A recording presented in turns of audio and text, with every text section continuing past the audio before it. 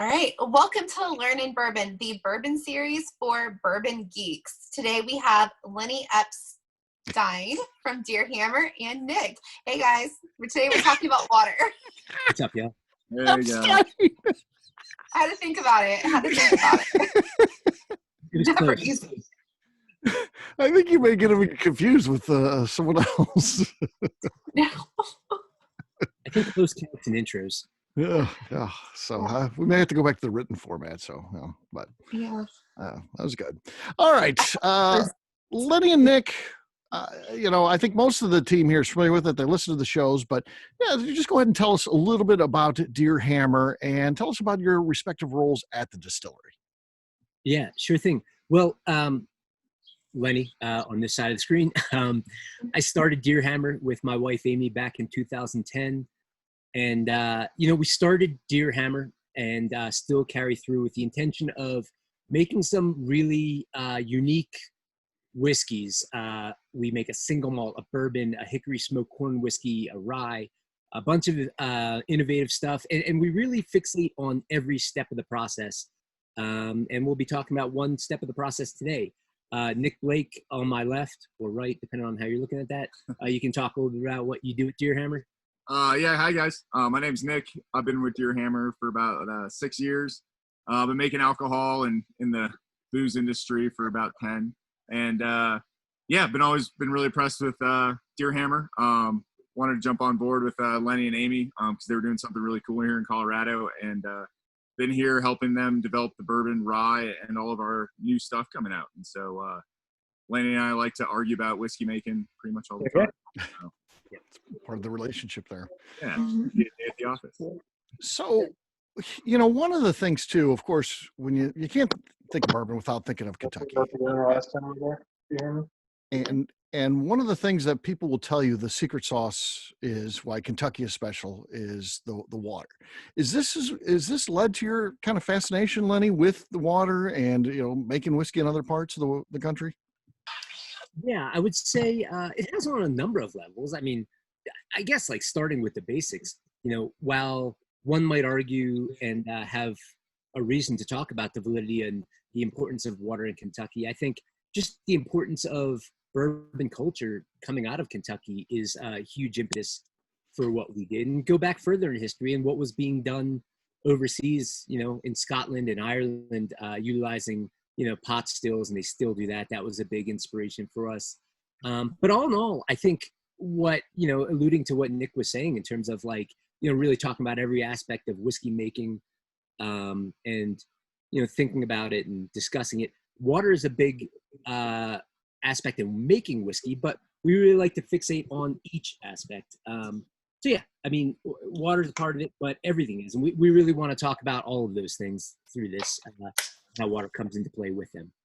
And I think historically, it's pretty easy to see is like all historic alcohol producers had to have a very solid supply of water. So like even in Europe and coming to the United States, very like, before municipal water sources, every old timer alcohol producer had some sort of like spring or consistent water source to make some kind of booze, beer, wine, alcohol, otherwise. So that historically was very important. Yeah.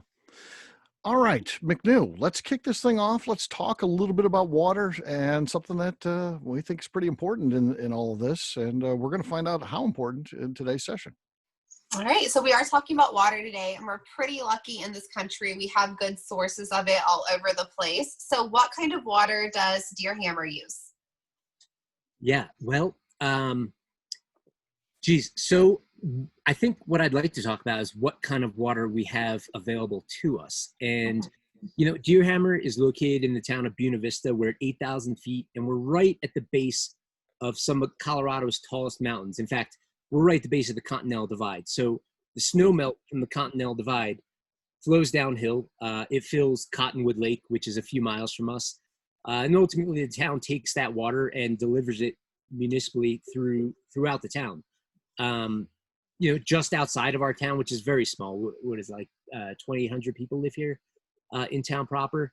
Outside of the town, there's wells.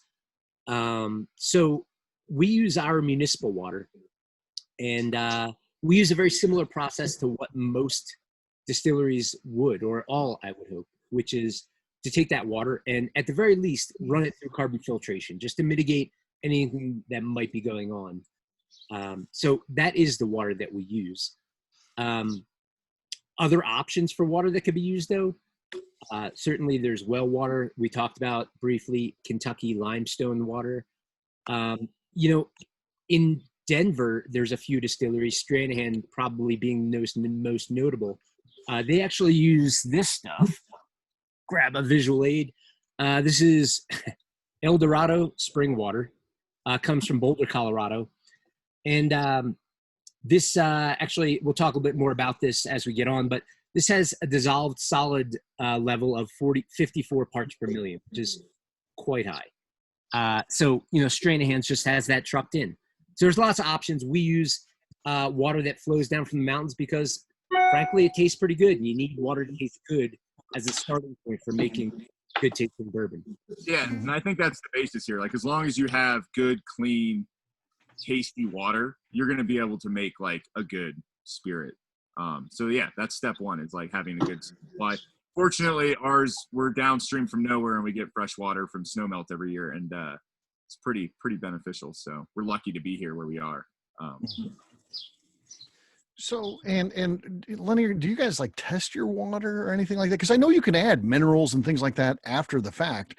So do you look for consistency in your water, or do you just use what your source is, and then that's what you always do, and whatever it is for that whiskey making?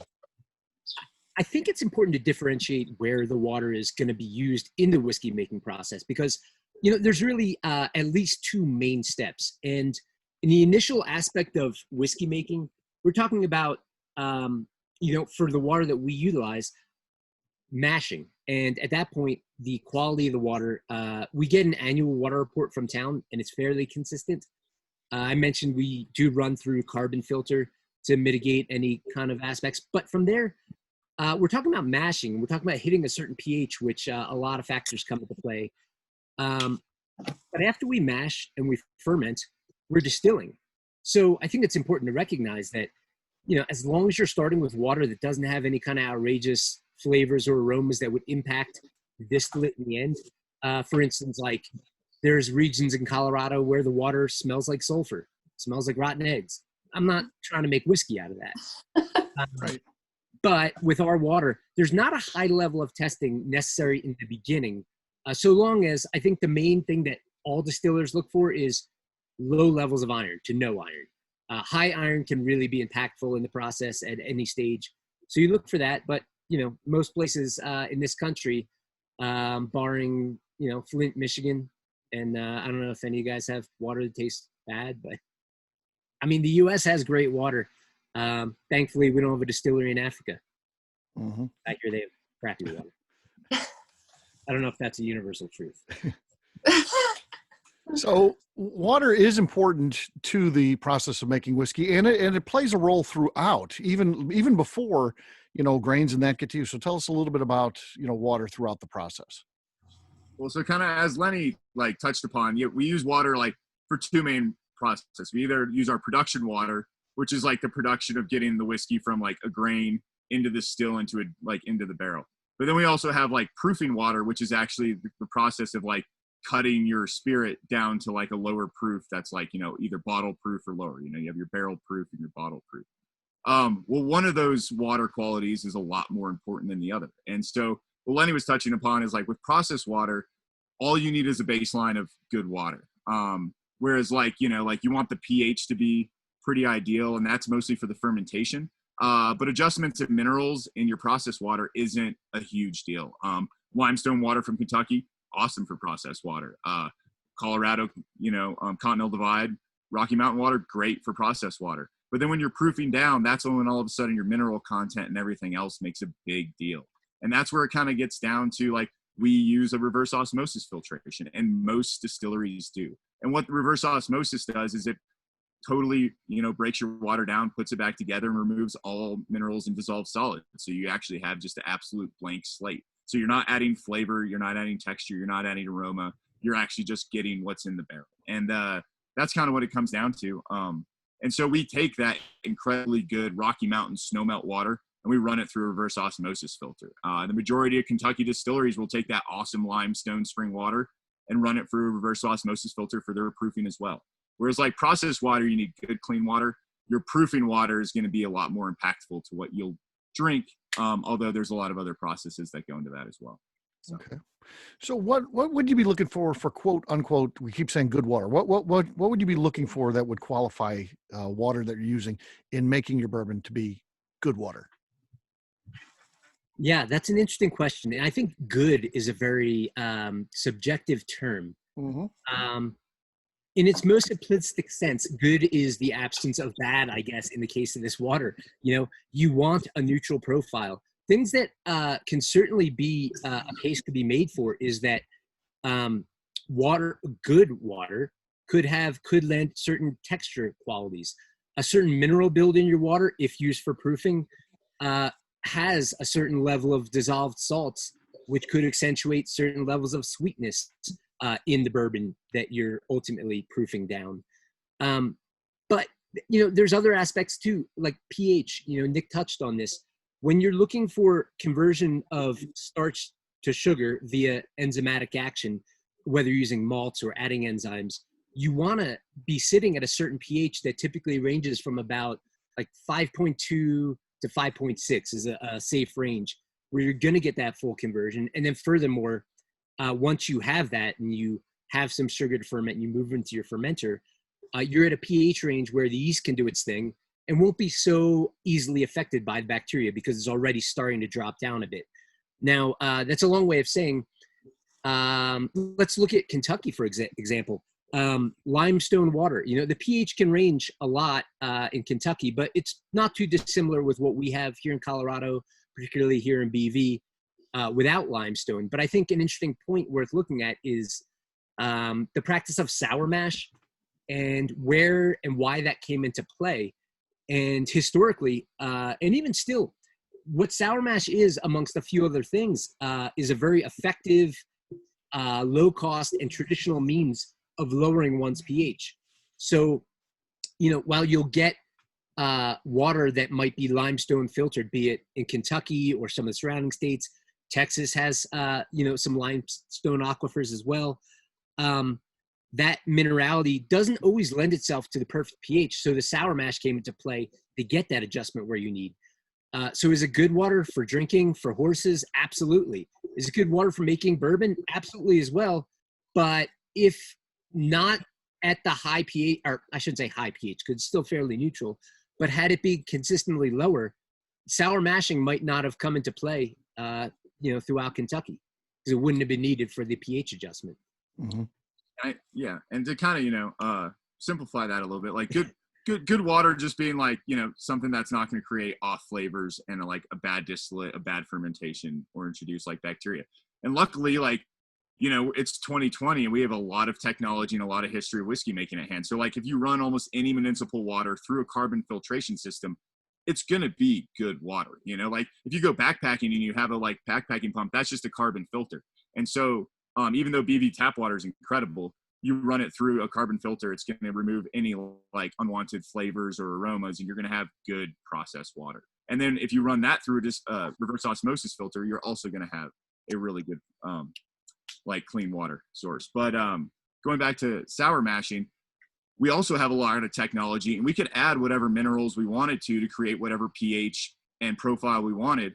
But it turns out that sour mashing, in addition to lowering the pH and adding heat and a lot of flavor back into distillate, is awesome. It does add a lot of flavor back into our distillate. We've done sweet mashes and sour mashes, and by collecting all that sour mash and using that to balance your pH as opposed to gypsum or citric acid or all these other easily available minerals at our disposal, sour mashing is beneficial. And we think that's going to make a better whiskey than, you know, adjusting our water by using sour mash in addition to like the normal process will make a better spirit. So there's a lot of fun things you can play with there. Using old world technology or old world methods with like all the technology available today, we get to kind of pick and choose how to use the best methods for us. So.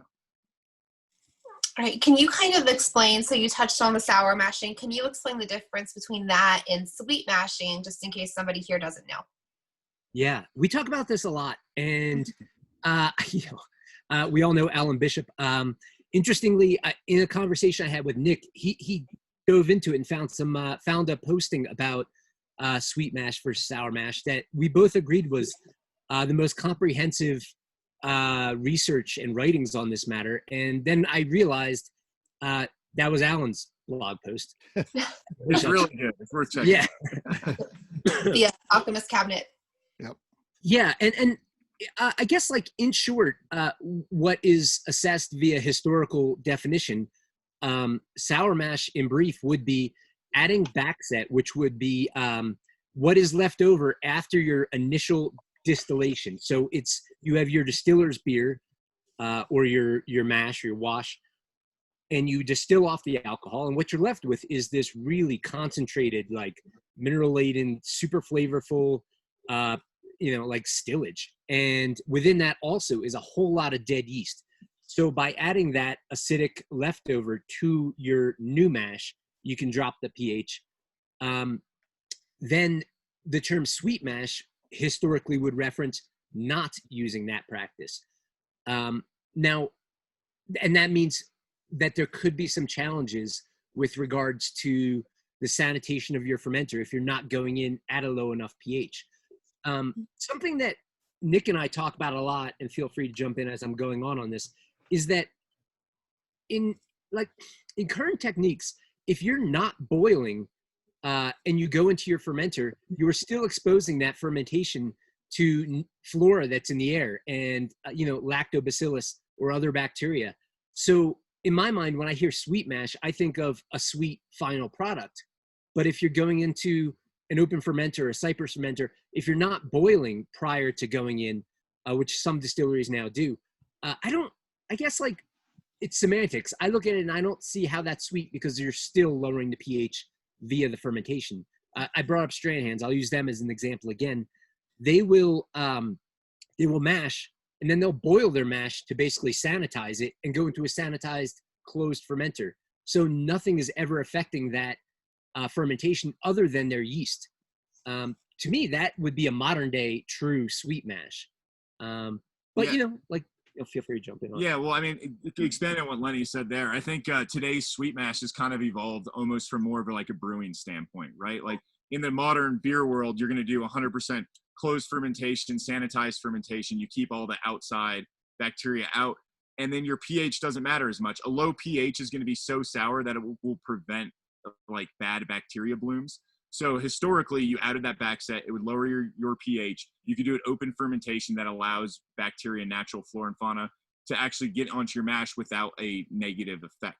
Now with a sweet mash, if you're not adding any backset and you're going to have just a normal pH of your water, there's going to be chances of bad bacteria blooms. And so you need a little bit more cleaning and sanitary on your fermenters. You're going to need it closed so you can't get that stuff in there. And you'll probably need some temperature control. And so that's kind of like sweet mashing nowadays. What I think is interesting, though, if you look at some of the more well-known distilleries that are doing sweet mash, I believe Peerless, who else? Wilderness Trail, Neely Family Distillery. I'd be very curious to talk to those folks and see, and this taps back into the water itself. Is their water supply that they're utilizing for processed water such that, with their standard grain build, maybe they're hitting a pH of 5.6 and a sour mash practice isn't necessary. While they're all mentioned in Kentucky, that doesn't mean that there's not variables in water from region to region, from Bardstown to Sparta. So, I'm fascinated by the history of sweet mash versus sour mash, but I think it's also speaks to how the water plays in. Not necessarily is your water good or bad. It's what is your water, and can you sweet mash with it, or do you need to sour mash with it to get the best results? Yeah, and going just a step further, the big debate and a reason why most people do sour mash is when you sour mash and you get that low pH, it's going to really help create the bacteria lactobacillus, which is the most popular kind of souring bacteria in beverages. And by getting more lactobacillus, that is been proven to show to create creamier, kind of more texture notes and a lot fruit notes. Yeah, a lot of great flavors through oxidation at the end of maturation. And so we shoot for getting a sour mash and doing that open fermentation to maximize the local lactobacillus that we can get, which is going to give us a better flavor through our pot distillate whiskey. And so like, that's kind of an argument. You're going to miss a lot of that lactobacillus with the sweet mash, which is actually tends to create a sweeter, almost creamier spirit than wash with the absence of lactobacillus. So it's actually kind of interesting. The sweet and sour actually almost play the opposite at the end of the still. So. Mm-hmm. All right, so what would be the idea good water? What would be the idea pH level of a good water? Well, it depends on your grain bill, really. You know, at Deerhammer, we're known for a lot of shenanigans, but primarily we're known for making an American single malt that, you know, at its onset was quite different than single malts around the world for sure. But even, you know, what was being done in this country. And, you know, Nick and I both come from a bit of a brewing tradition. So to make our single malt unique and bring flavors that we knew would, you know, just be what we were after, we use a lot of roasted and kilned malts. And one of those in particular, the darker, I should say, the roast, using like what's called a chocolate, that imparts a lot of coffee and certainly chocolate per the name, and just general roastiness. That also has a more highly acidic quality to it. And that in itself will drop the pH. So would you say, like we do a bit of sour mash. You can go typically as high as 30% stillage addition into your mash water. Where are we at? Like 3 to 5%? Yeah, we're at 3 to 5. Our water starts at about 7.2, and like it's in 7 to 7.5 is kind of our year range of our pH. Out of the faucet. Out of the faucet. That's just out of the faucet. So we'll heat that up. We'll add about 5% backset. That drops it down to about the 6% range or 6 pH range. And then, like Lenny was saying, these roasted malts also continually to drop it. So once we have all the grain in there and everything's spinning, we're in the 5.3 to 5.6 range about every time. And that's why we add so little backset. If we had added more backset, that would drop our pH below that 5 range. You want it between 5.2 and 5.6. It's kind of right where you want it. So. Yeah, and what's kind of interesting about this, with regards to distilling, as we talked about, ultimately we're going to be distilling this. So if we started with, we wouldn't put our water in the mash tun, then the fermenter, then the still. But if we took that same strike water that we're going to mash into and distilled it, we're basically doing what an RO filter does. We're removing any of the mineral content. Now, if you take a step back, and we've talked about, you know, coming from a bit of a brewing tradition and having a lot of regard for techniques that were used in brewing, there are beers that will be highly impacted by the exact minerality of the water and as well as the pH. You know, most famous, you'll hear about water from Burton-on-Trent, which will make a certain style of beer. If you make everything identical but don't match that water profile, you will be able to tell the difference in that beer. So, you know, and same with a lot of regions throughout the world. That was kind of what they became known for. But now in, you know, modern beverage production, you can build your own water. You can either modify what comes out of your faucet by having an analysis and kind of tweaking it, or you could run your water through RO, strip it, and rebuild with those same minerals. It's a long way of saying it matters a whole lot in beer for, you know, hop quality, utilization, crispness. But, you know, it does matter in whiskey production. I think it's important to know all of these things. But that's not the most impactful aspect, as long as you do everything right.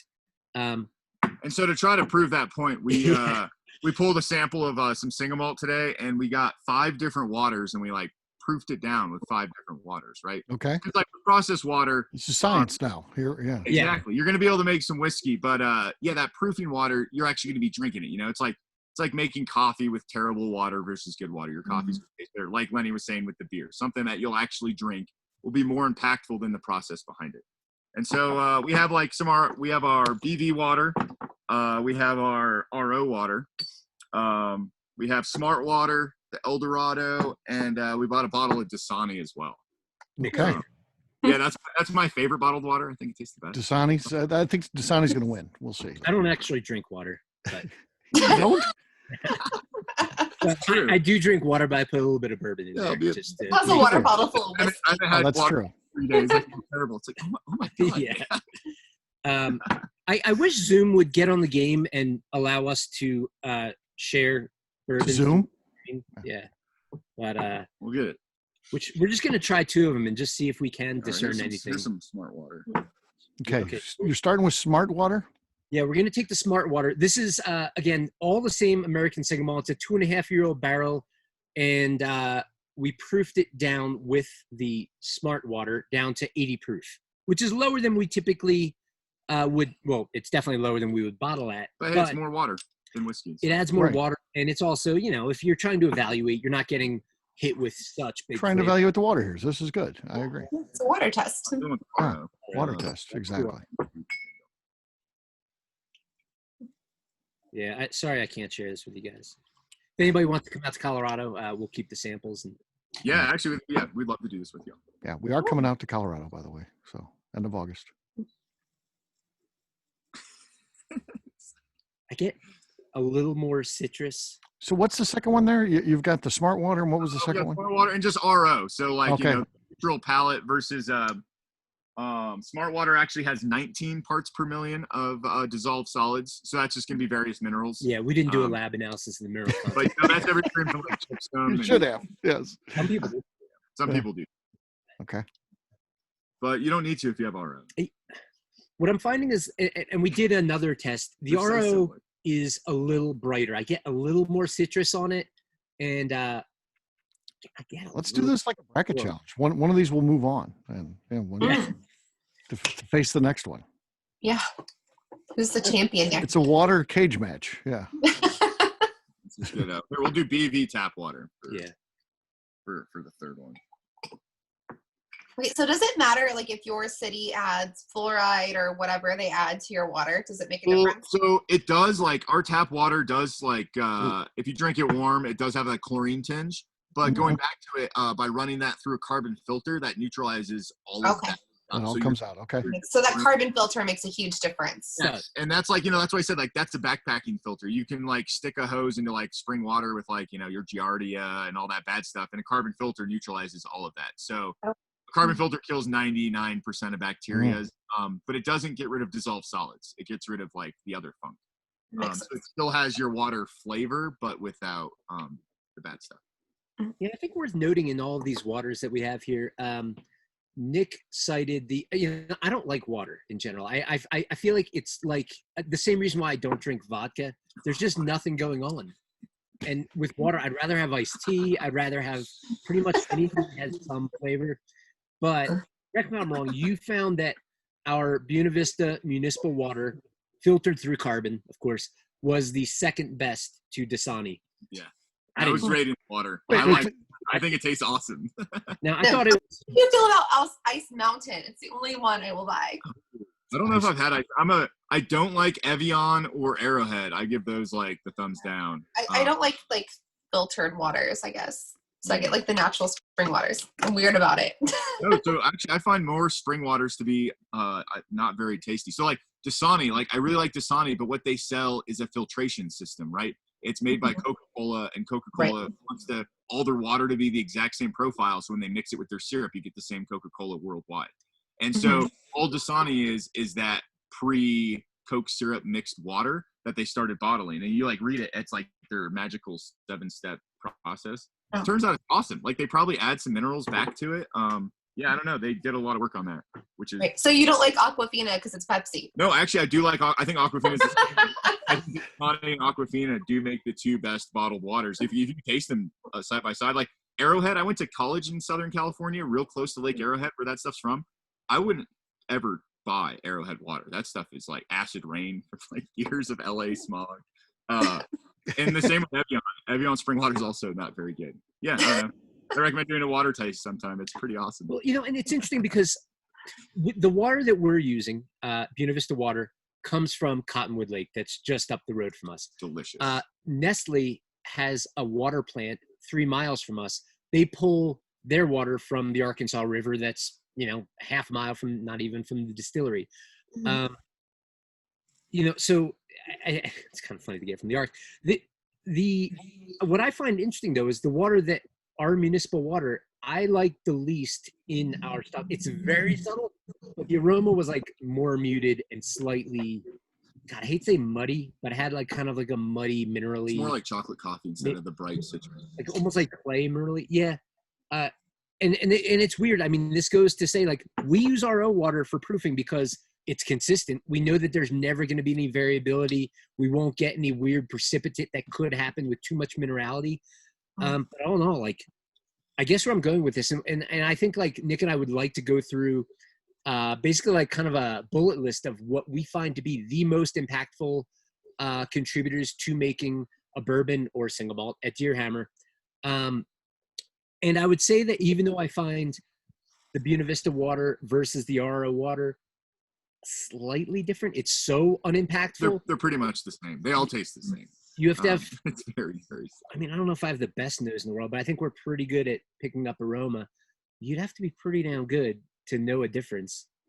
And if you didn't do a side by side, I don't think you'd know this difference. Yeah, and so like how we look at RO water is we spent so much time, energy, and like years perfecting the craft to put what is in the barrel to make it so good that like when we proof it down, we want that to be absolutely neutral in every way possible. Like the same way that a single barrel bourbon is super duper awesome. There's zero adulteration to that at all. And so so like kind of getting to the list here, I'll let Lenny start it off, but like when we're trying to make like the best whiskey possible, something that's going to impact the flavor the most, our number one is you can go for it there. Well, yeah, and I guess like a precursor to that, you kind of hit on this, and we've been talking about water, but what does bourbon taste like uncut out of the barrel?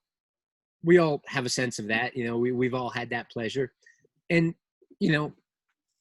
and what does water taste like out of the bottle? I would, I don't expect that any of us would necessarily be able to deliver tasting notes on the water. So, with that, I think ranked in order, what this is purely opinion. Nick and I kind of mulled over it, argued a little, but ultimately came up with a ranking system. This is not only opinion, but it's based on Deerhammer philosophy. So another distillery would certainly feel differently, and I'm sure I'll talk to some distillery owners about it.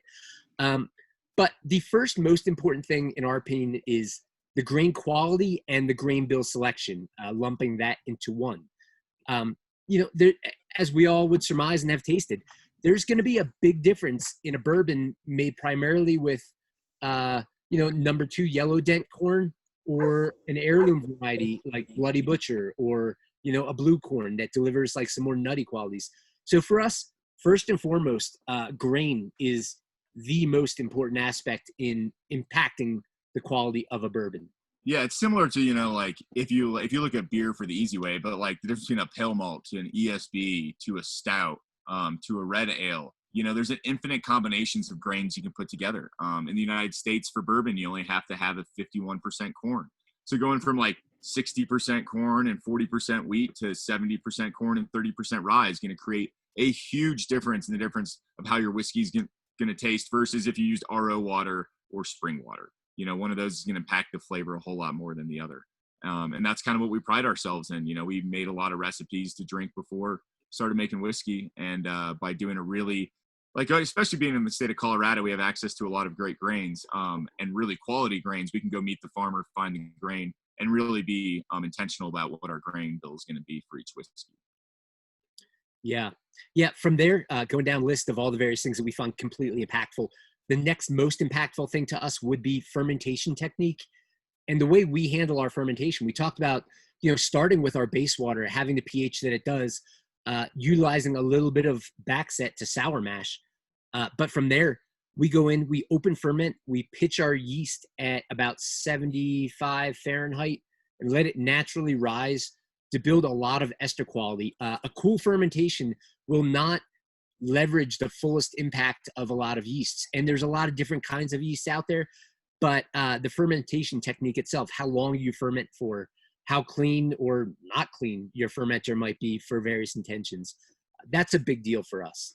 Yeah, and this, this fermentation technique, that's going to lend to the end of your whiskey tasting a lot different. Like if you do a cold ferment, like Lenny was saying, that whiskey is going to end up tasting a lot like grain. It's going to be a lot more grain forward. But if you allow those esters to really expand in a warmer fermentation. You allow that lactobacillus to really kind of develop during a long open fermentation as well. You're going to get a lot more buttery notes. It's going to add stuff other than grain. Instead of like a crisp, clean grain tasting whiskey, that's when you're going to start getting those fruit and butter notes and the cinnamon and the raisin and all that stuff that makes whiskey more and more interesting. You'll get that through your fermentation technique. So, you know, in addition, again, instead of just adding like an RO water or spring water, how you really develop that fermentation technique is really going to create that final kind of flavor in the end. Yeah, and moving down the list, and we're getting close to water in importance. We've got yeast strain being another big deal, particularly if you handle it right. And I guess I should say all these things, you know, obviously you're not making bourbon without yeast, although you could do it with bacteria, and I hope someone does someday, because there is the potential of that form of fermentation. But you need something to convert the sugar that you've made into alcohol. And as we were talking about, if you ferment cool, you're not going to get a lot of quality from the yeast. It's going to be fairly neutral, which is a fine practice. But warm, you'll get all kinds of esters. You'll get banana, clove, pepper, fruit, things that really lend a lot of quality. And we all know, like, the whole deal with Four Roses and their various yeast strains to get various qualities they can ultimately blend together or not. So yeast is a big one. You know, moving on from there, distillation method, that's a huge one for us at Deerhammer. We're big advocates of pot still distillation, traditional pot stills. You know, a lot of bourbon is made on the Kentucky beer still, and that makes awesome stuff. But it's going to make a totally different style of whiskey, a less oily, flavorful, impactful style. And we're big on, you know, big impacts of each step. Yeah, you know, we make all of our cuts by flavor and aroma, which makes massive kind of variance in batch size and like what kind of our yields will look like, but pretty much always concentrating on like the best aroma and finish we can get on our whiskey every time. And so even though variance is in kind of our batch size and everything, being able to do that distillation the way we want really creates a different flavor as well. Yeah. And then moving down, and we're almost to the end of all the things we could possibly do to impact a bourbon. Maturation technique and the way we see it, that comes in big with regards to the climate that you're maturing in. In our case, we're at 8,000 feet, extremely arid, low humidity, big temperature swings, and huge pressure system swings that just aren't the same throughout the rest of the country. So, you know, someday we would very much like to ship 2 barrels containing the exact same distillate to another climate and let them sit for 5 years and see what the impact is. But we're quite confident in that. The barrel profile as well, is it a number 4 char or number 2 char? Is it toasted? Is it 53 gallons or 15 gallons? And then how long you let it sit. All these things are going to make a big difference that are arguably more impactful than the water itself. Yeah, and then you know, like, yeah, and then kind of the final one would be like blending your barrels. Like, you know, you can take, you know, every barrel tastes different. How you choose to put those together to highlight different flavor profiles and create different flavors is going to also greatly impact what your whiskey tastes like. You know, like if we wanted to make a raisin whiskey, we could go through our distillery, find all the ones that have the best raisin quality and kind of blend them together. If we want our whiskey to taste we might like, do that. Yeah, we've been talking about raisins a lot this week. But yeah, if we wanted to make a whiskey that tastes like chocolate, like blending is really going to kind of change your whiskey. If you want to add a rye to a bourbon, it's going to kind of change that mouthfeel than if you added, you know, some single malt to a bourbon. And so blending barrels can be a huge impact on how your whiskey is going to taste. And then finally, a big way that you can also, like, kind of the last way you can change your the flavor of your whiskey would be water, changing up the water. But all those other things we just mentioned are going to impact your flavor a little bit more. Mm-hmm. So, although we do see water as a big deal, we kind of see all those other things as really creating the cornerstone spirit before any additional water. So, do you feel like that list could shuffle depending on where you're at? Perhaps I always know, like when I go on vacation to Florida, to me, that water always tastes bad off the tap. I don't care if I'm in Orlando or Miami or where it's at. That water always tastes bad. A lot of other places it's neutral. I go to Kentucky, it tastes the same as St. Louis or Indiana. But when I go to Florida, it tastes bad. So that might be further up their list because I would think that's got to be worrisome, right? Well, Yes and no, and God, you could make a great argument for that. The first thing I think about with water is, like I said, every distillery before they set up shop, they get an analysis of the water and make sure it's not high in iron. Now, if it's not high in iron, why does it taste bad? Is it the pipes that it's traveling through? Can that be adjusted? Is there a minimal level of filtration, particulate filtration and carbon filtration that will remedy that? Or maybe it just doesn't taste great. So, but that doesn't necessarily mean that if you use it for your processed water to mash, is that going to interfere with the ultimately high quality of a final product? Like where does the pH sit? What adjustments do you need to make? That's a scary leap to take, though, right? I mean, say you decided you were moving to Florida. So I would say like 90% of breweries out there have some kind of like water profiling happening. Like you can almost go anywhere these days. Like, if you buy a distillery in Florida and it turns out your water is terrible, Right. you have many options. That was like the technology thing. Like back in the day, if you did that in the 1700s, you started making whiskey with terrible water, everyone's like, this whiskey tastes terrible. If you do that in Florida, you can buy a bunch of filtration. You could like actually reverse osmosis all your processed water and then add mineral backup to create absolutely any profile you want.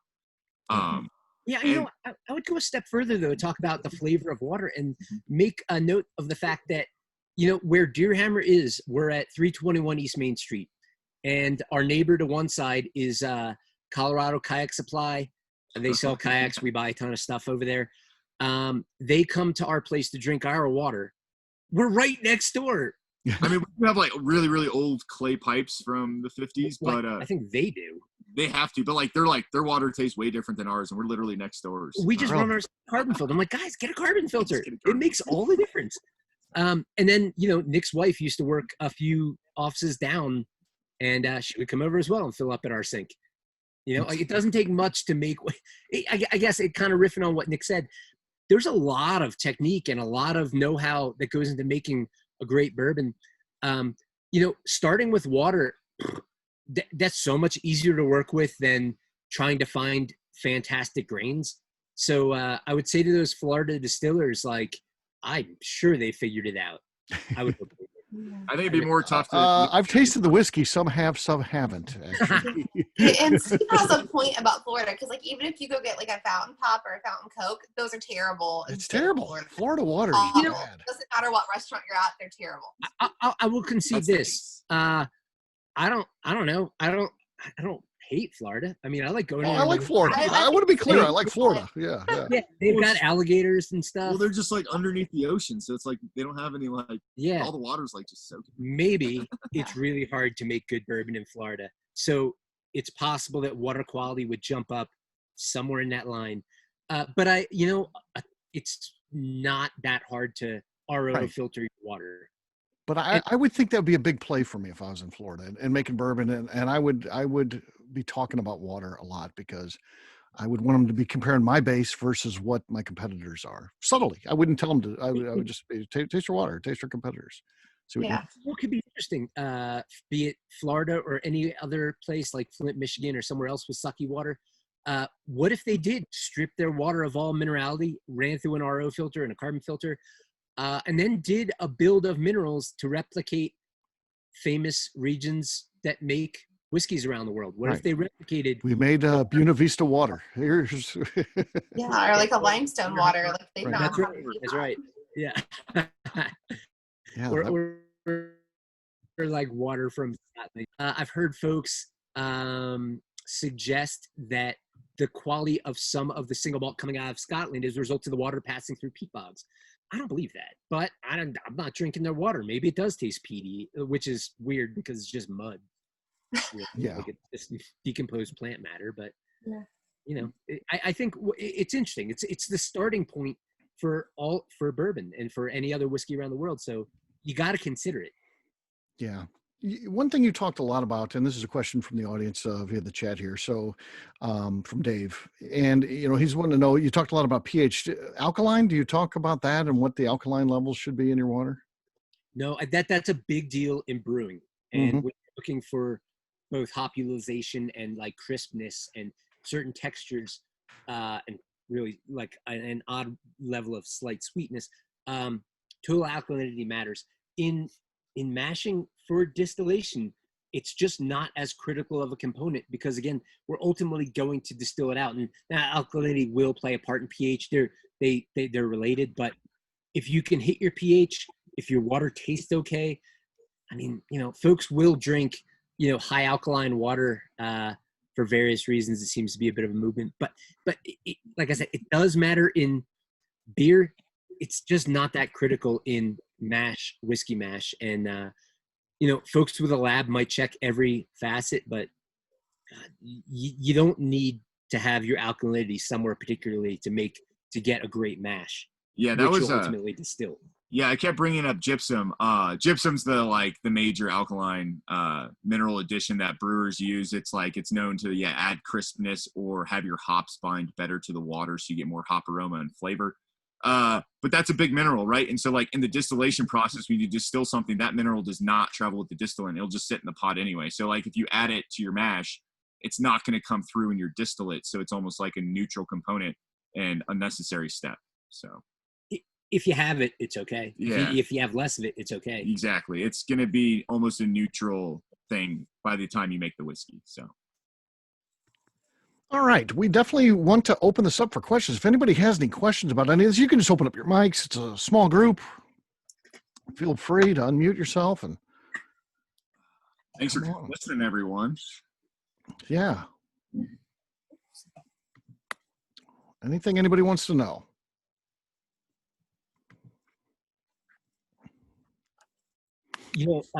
I would make known as well, this is a total tangent and irrelevant to bourbon in a sense, but we get asked a lot, what about making whiskey in the mountains of Colorado is impactful for our whiskey, right. And how is that water up here impactful?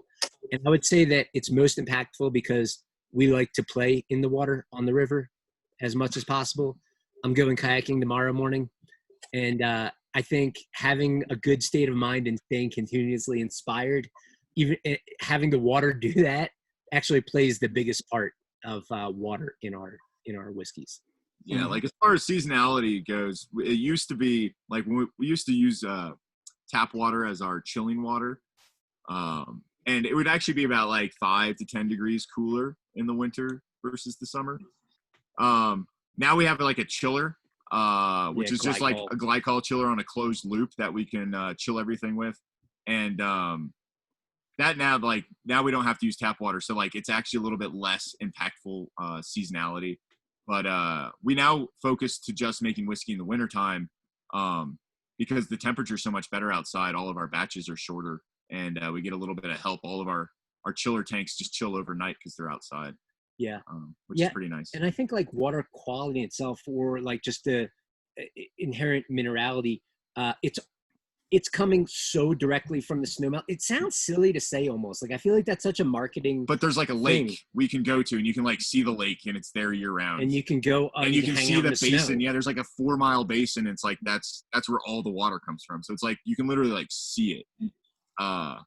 So not a lot of variance. No, it's such a snow to water with the same thing in between all the time. Once again, I lived in Southern California near Lake Arrowhead for a while, and the quality of that water varied weekly.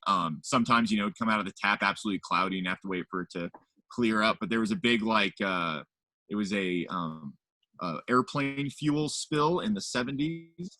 And it infected the groundwater. So they had to mix groundwater from whatever other municipality they could to get the parts per million so low that it wouldn't give people cancer. And so that water quality is just it's all over the place. There's breweries there. I was Hanger 24. They're actually a very metal. They want a lot of metals, but they're the ones that have very metally. But they're the ones that I know for sure that they break down. They filter all their water to RO and then rebuild it back up with minerals to create their own specific water profile because the tap water is just absolutely so terrible. But with technology in 2020, you can do whatever you want. So even though they have terrible water, they still make incredible award-winning beer because they can do that with technology. So it doesn't matter where you make it. Gotcha. EV water's awesome.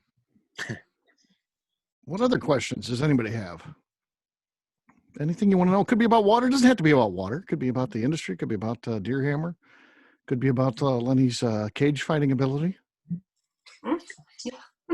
Lenny claims there's not a distiller in the country that he would lose in a fight to. So he did not lose to a distiller. That wasn't a claim. In jiu-jitsu. Yeah. No, it was more that I believe I would take most of them, and there would be a bottle of each, distillery's offerings on the line. And if I lost, they would get a bottle of ours, but I don't think I would lose to too many. So who would be your dream opponent, Lenny? Who would you want to take on that you think would be the biggest challenge? Well, let me start also by saying this was qualified as Colorado. I never looked broader than Colorado because, like, when you're on a national show now. You got to think bigger. Yeah, I'm not opposed to going beyond Colorado. I was on record saying this once, and from the very beginning, I always thought that the previous distiller at Peach Street Distillery, Rory, would be the biggest challenge. He's just a big, scrappy dude. I know he fights, and yeah, I think he would have been the biggest problem for me. But everyone else in Colorado, like when I would look around the room at a Distillers Guild meeting. You're sizing up them as opponents. He's not even paying attention to the meeting. He's just like, I would take your bourbon. Oh, yeah, whatever. You're winning vodka, I would take that. That's fine. I would win it all. Really? Okay. I think, like there are a lot of. This is a long time ago. I mean, at the time there were probably only like 30 distilleries in Colorado. Now we've got close to 100. What about on the bigger scale? You didn't go against Royce in ours. You think you could have taken Royce? Well, I think I could take everyone because that's just how I operate. So, you're like prove me wrong. I can beat you. Prove me wrong. Right. Yeah. Okay. Yeah. I just don't know. Especially if it's at 8,000 feet. Yeah, if it's at 8,000 feet. Yeah, if it's a home turf, big advantage. Yeah, that's definitely like a home field advantage because like some people just like walk up there and they're already like, I can't breathe. They have no chance. That's the real thing. Yeah. It is. I did fuck up my back moving picnic tables a month ago, and that's been slowing me down a lot. So that might be a competitive advantage for someone. But, well, now that you said that, yes, you should have kept that quiet. Now that they know. Right. Okay. Well, that's a little cage fighting. Anything else anybody wants to know? Water, bourbon business, weeds. I mean, with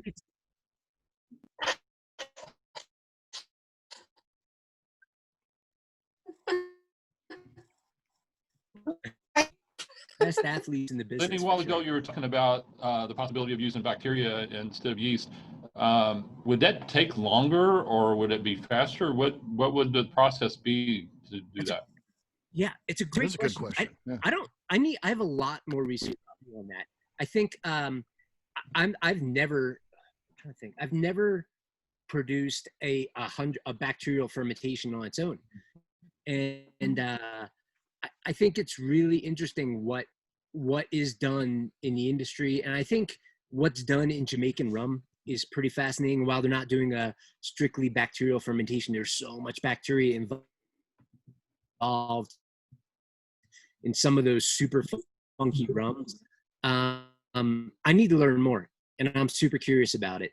Discussion on the ABV network a bit about the addition of malolactic bacteria and what that imparts versus lacto.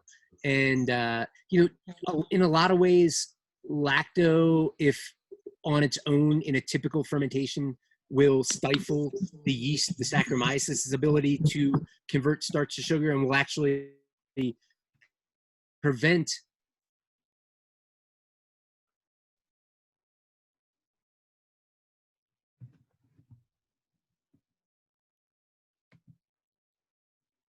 there's way more bacterial strains that feel like that's another frontier of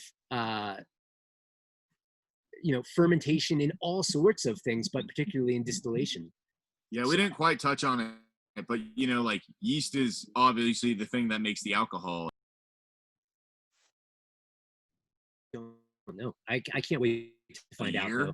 As soon as I can make more time. Yeah. I don't know. That'd be cool. Like there's the one thing I will say, while not a bacteria, we are scrambling to embark on another project that will be a Brettanomyces fermentation. That's a completely different strain of yeast than traditional yeasts. and they're used in most notably in like Orval and as far as historic beers, but a lot of modern beers that want to impart these like crazy, funky, like hay, barnyard notes, sour notes. You know, that's something we're about to embark on, and I think it's going to be a very long, like a month-long fermentation, and then we'll further it by probably letting that go. We're going to transfer the ferment into barrels and let it sit for a few more months. So we'll see what it does. Distill that stuff. Yeah, we're Yeah. pretty excited to see what it does. That was sure. very cool. So if you did something like that, like say you used a bacteria instead of a yeast, would you keep like your barrel chars and everything else and have that be the only changed variable? It depends. I mean, Or would you take I think, everything? you know, we harp on and we talked a lot about impactful aspects of a whiskey making process. And, you know, while we ranked the grain itself and the grain bill selection as being the most important at Deerhammer, I think when we look at something like, again, not a bacteria, but Brettanomyces, which comes in a ton of different strains, can impart different things as well. Our consideration, although we haven't done it yet, is to do 100% base malt barley. So we're not invoking flavor qualities of roast and kilned grains. Right.